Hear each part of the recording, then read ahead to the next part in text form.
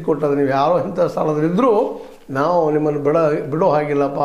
ನಮ್ಮ ಕಾನೂನು ಮುಂದೆ ನೀವೆಲ್ಲರೂ ಬಿಗ್ ಜೀರೋ.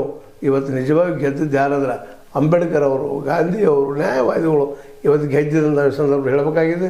ಜನರು ಇನ್ನು ಎಚ್ಚರಗೊಳ್ಬೇಕಾಗಿದೆ. ಪ್ರತಿಯೊಂದರ ಬದಲಾಗಿ ಯಾರು ಯೋಗ್ಯರು ಯಾರು ಅಯೋಗ್ಯರು ಅನ್ನೋದು ಗುರುತ ಮಾಡುವಂಥ ಒಂದು ದೊಡ್ಡ ಸಾಹಸವನ್ನು ಜನಸಾಮಾನ್ಯರು ಮಾಡಬೇಕಾಗ್ಯದ. ಆ ಕೆಲಸ ಮಾಡದೆ ಹೋದ್ರೆ ಇಂಥ ಅವಘಡಗಳು ಆಗ್ತಾ ಇರ್ತಾವೆ. ನಾವು ಈ ಎಲ್ಲ ದಿಶೆಯಲ್ಲಿ ಒಂದು ಮಾತನ್ನು ಕೂಡ ಹೇಳಬೇಕಾಗಿದೆ. ಮತದಾರ ಅನ್ನುವಂಥವ್ರು ಭಾಳ ಎಚ್ಚರಗೊಳ್ಬೇಕಾಗಿದೆ.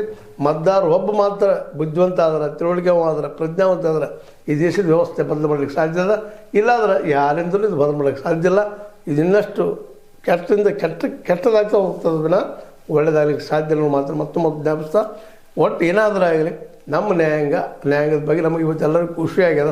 ಶಂಕರ್ಗೆ ಮತ್ತೆ ಜೈಲಿಗಟ್ಟಿದ್ದು, ಜೊತೆಗೆ ಅರಾವಳಿಗೆ ಇನ್ನೊಂದು ನೆಕ್ಸ್ಟ್ ಇದು ಏನೋ ಡೇಟ್ ಕೊಟ್ಟು ಇನ್ನೊಂದು ಚರ್ಚೆ ಮಾಡೋದು ಹಚ್ಚಿದ್ದು. ಇವೆರಡೂ ಪ್ರಜಾಪ್ರಭುತ್ವಕ್ಕೆ ಅದರ ನ್ಯಾಯಾಂಗದ ಒಂದು ಶ್ರೇಷ್ಠತೆ ಸಾಕ್ಷಿ ಅಂತ ಹೇಳ್ತಾ, ಆದಷ್ಟು ಇಂಥ ತಪ್ಪುಗಳಾಗದ ಸತ್ಯ ಹೊರಗೆ ಬರಲಿ.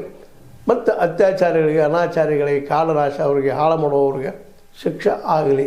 ಯಾಕಂದರೆ ಶಿಕ್ಷೆ ಆಗದೆ ಬಿಡುವ ಜನ ಅಲ್ಲ ಅನ್ನೋದು ಗೊತ್ತಿರುವಂಥ ಪ್ರಸಂಗ. ಏನೋ ಆಗಲಿ, ಶಿಕ್ಷೆ ಆಗಬೇಕು, ಅದು ತಳೆದ್ರೆ ಇವತ್ತು ಅದು ಮುಖ್ಯದ. ಅರಾವಳಿ ಬೆಟ್ಟಗಳು ಉಳಿಸ್ಕೊಳ್ಳೋದು ಇವತ್ತು ನಮ್ಮ ಆದ್ಯಕಾರಿದಾಗ. ಅದೇ ಕಾರಣಕ್ಕೆ ನಮ್ಮ ಹೆಣ್ಣುಮಕ್ಕಳು ತಾವು ಬದುಕನ್ನು ಕಟ್ಟಿಕೊಳ್ಳುವಲ್ಲಿ ಇನ್ನಷ್ಟು ಸ್ವತಂತ್ರ ಆಗಿರಲಿ. ಜೊತೆಗೆ ಇಂಥ ಘಟನೆಗಳು ಆಗದೇ ಇರಲಿ.